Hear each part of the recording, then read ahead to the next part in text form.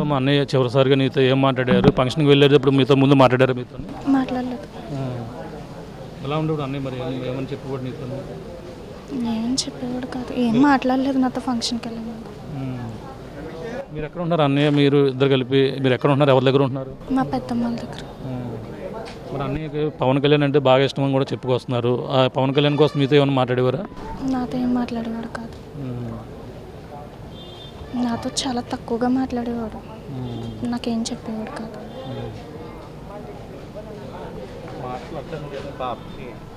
అవకాశం లేదు కదండి, పాపకు మాత్రం న్యాయం చేయండి ప్లీజ్. నేను మామయ్య అవుతాను, మామయ్య అవుతాను. పార్టీలు ఈ పేర్లు అనవసరం అండి, పాపకు న్యాయం చేయండి. చిన్నప్పటి నుంచి మేమందరం కూడా నలిగి పైకి వచ్చిన బట్టి అందరం కూడా పార్టీలు పేర్లు ఇవన్నీ పక్కన పెట్టండి, పాపకి ఏదైనా న్యాయం చేయండి ప్లీజ్. అంతవరకు నేను చెప్పగలండి, అంత మించి మాట్లాడండి.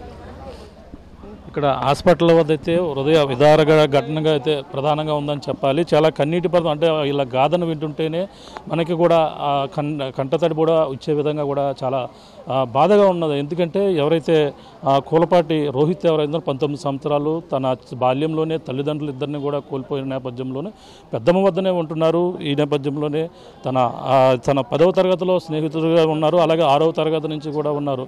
వాళ్ళంతా కూడా చిన్నతనం నుంచి కూడా తన మామయ్య కూడా భావోద్వేగానికి గురవి తనంతా కూడా కంటతడి పెట్టుకుని తన ఒక్కగానే అంటే నిన్న తల్లిదండ్రులు కోల్పోయిన ఇద్దరు కూడా బతుకుతున్న నేపథ్యంలోనే ఈ విధంగా తన అన్నయ్య కూడా దూరం అవడంతో అనాదిగా తన చెల్లి అయితే మిగిలిపోయినటువంటి పరిస్థితి ఉంది.